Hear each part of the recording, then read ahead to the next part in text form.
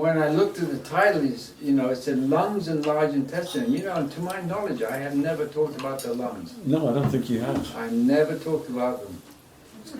So I'm going to focus to start with on the lungs, because what I assumed was, which is true, is that the lungs and large intestine are paired organs, and therefore whatever's going on in one is going to go on the other because they're paired complementary organs.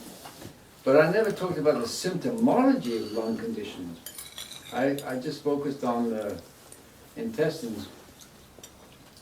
And so, I'm going to talk about the lungs a little bit, because the reason why I give this talk at this time of year is because we're in the lung and large intestine season. It starts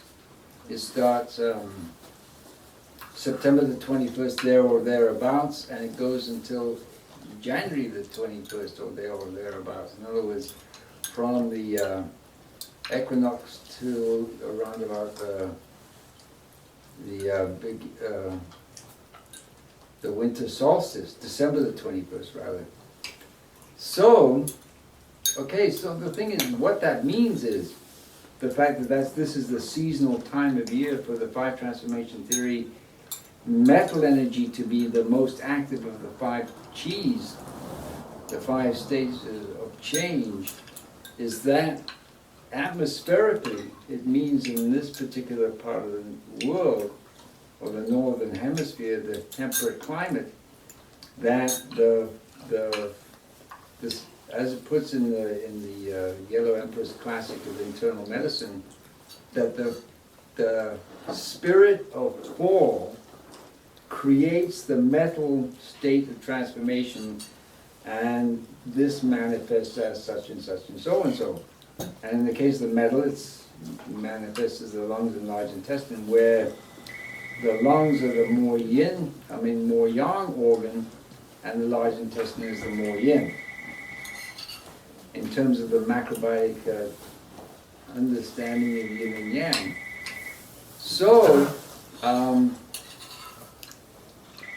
who is that? My phone, the ringer doesn't shut off, but don't worry about it. Very bizarre.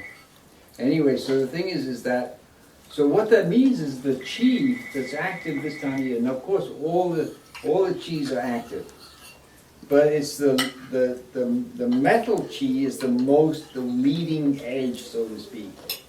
So what it does is it goes into the meridian, the lung and large intestine meridian, and it starts to get active, so that chi will start to balance and clear out any imbalances and stagnations that are in the lungs and large intestines. So, as a result, we get detox. Discharge is happening. What gets into it? Energy from the atmosphere? Yeah, chi. It's called chi. It's not, it's prana, it's ki, it's etheric forces. Those are the different names given to it. It's not the same as energy at all. It has nothing to do with energy in the accepted sense of the word. And so then the indications that we're getting a detox are in the fall are mainly lung, because we get the flu, we get nasal discharge, we get coughing and sneezing, we get allergies, which is a symptom of large intestine stagnation, and so this is why this time of year is the main time of year where we have flu season. That's the reason why.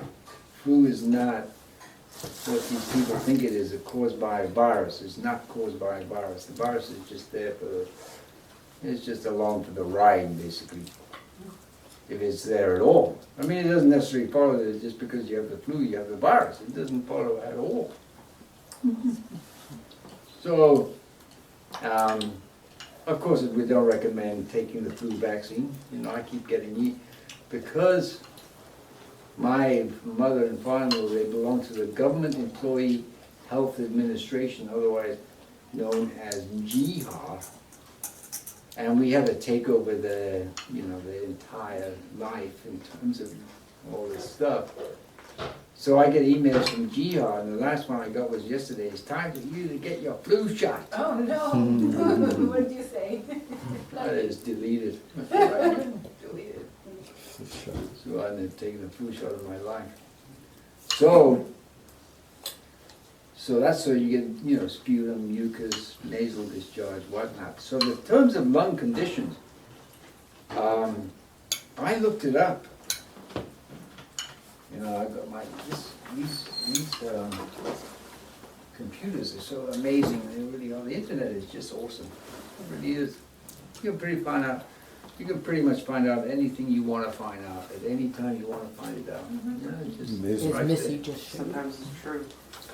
Well, a lot of times it's true. It's not, depends where you go to. I just go to Michael's Facebook page. Find out. You know, so this is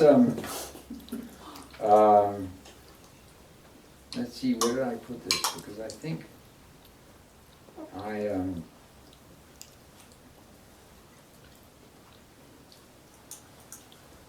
went to, I think I downloaded this. Yes, I did. So I think it's in, because I knew I wouldn't be able to get computer access here. Well, you can Yeah, there get, it you is. should have it here, Corey. Yeah, but it's not showing up. Well, what I did was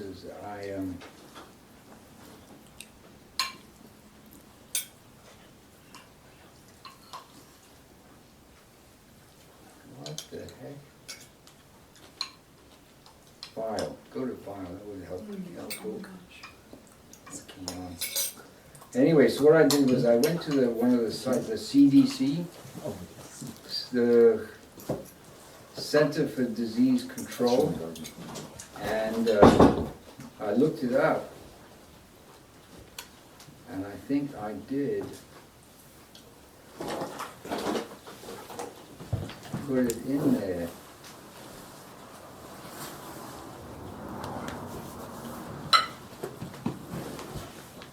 And what happened was,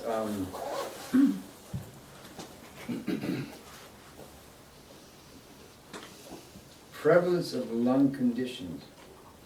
All right, American Lung Association. And it's really interesting, they have it by every state and every county in the entire country. So what's the number one state? I wonder if it's, Okay, so now the thing, I don't know what it is, because, you know, this is how big is this thing? It's 66 pages long.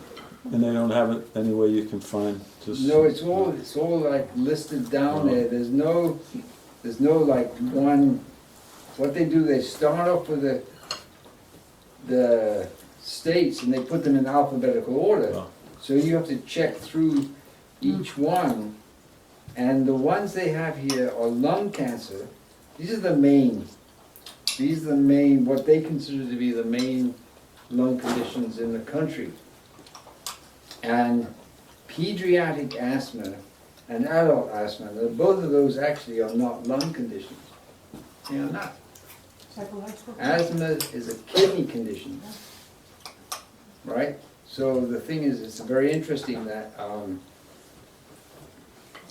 David Jackson, who lives in Prescott, Arizona, and he said that a lot of people moved to Arizona because it's a dry climate who had asthma and allergies.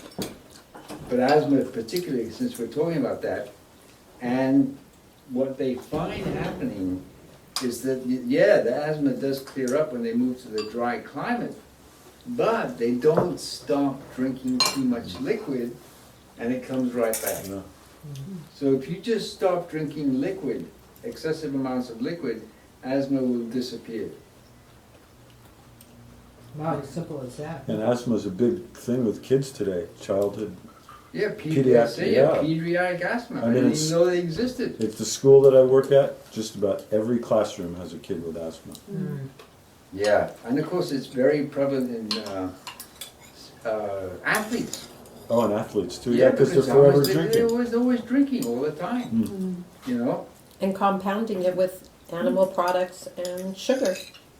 Yeah, so just to take California, this is where we Thank you, that's a live. good point. California, this was, what date was this thing done? I'll have to check that out. Yeah, I'll have to check out what date, because you know, very rarely do you find anything that's up to date current. It's always like a year behind. So does Arizona, do they have the lower rates of asthma there? I'm looking at it. Yeah. It's 2009, this data. Yeah. Arizona, population is only at that time, 6.5 million. Pediatric asthma, 136,747. Adult asthma, 460,000. This is Arizona, 266. Now you look at California, 37,663,000 pediatric asthma, 2.39 million asthma adults. Wow, Yeah. it's a lot. And then there's chronic obstructive pulmonary disease, which is very rampant. I mean, you see commercials on TV. COPD, yeah. Right, COPD, and lung cancer. And of course, they don't put pneumonia, bronchitis. Mm. Those are two other lung conditions that are very common.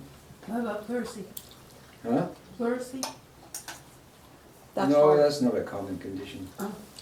Yeah, not at all. And then they go through every county in every state.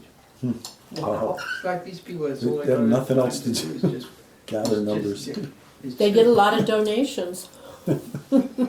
That's really important, like, to people today, is to gather information, right? And to have Data numbers. gathering is just a humongous business, it really is.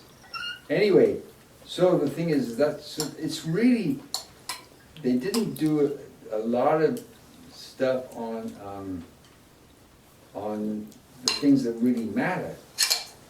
So, the thing is, when you look at the lungs, the key thing to know about the lungs is that they, you have the nostrils. In terms of diagnosis, the major areas to look for lung condition is the cheeks and the nostrils, the nares, what they call the nares here. And because we inhale and it goes into the lungs, and the lungs is a bronchial tube, and then it branches out into the bronchioles, and then they end up in what is called alveoli. And in the lining of the bronchial tubes and the bronchiole itself are many millions of hair-like cilia, and these are always beating. They're like waves, they're doing this. If they're active and they're healthy, and we actually have them in there, and they're always bringing stuff up all the time. So if you find yourself having mucus or nasal stuff coming out, it's nothing to worry about, because we are constantly taking in pollutants from the atmosphere. And if you live in a major city, just by breathing the air in a major city is equivalent to smoking 4 packs of cigarettes a day. Yes, it Wow. is. That's a Is that lot. include San Francisco? I thought they have really fresh air there. No? You don't know what fresh air is here. I mean, you go to Carson City, then you understand what fresh air Is that is. fresh air there? It's 5,000 feet above sea level. Or even up Wow. at French Meadows too, you can feel it when you go up Yeah, there. and then I remember one time whenever I come down here from Carson City, the air smells poisonous to me. I Really? can feel it and taste it and smell it. It's toxic air here. Yeah. I Now, guess of course, it's a lot cleaner than air than you have in Shanghai, Right. but it's not clean. Shanghai. Yeah, Have you ever Shanghai. been to Carson City, Michael? No. I have What not. about I have. 4 hours to get there? Do you Yeah. feel the difference? What's the average cost of a Beautiful. house there? Really? I feel the Do you difference when I feel go the to difference camp. in a year? 200,000 or 175 or? Really? Yeah, just going to even Tahoe. I mean, it's amazing the difference. You can even go up to Marin, like Mount Tam, and you can feel the difference. Yeah, you get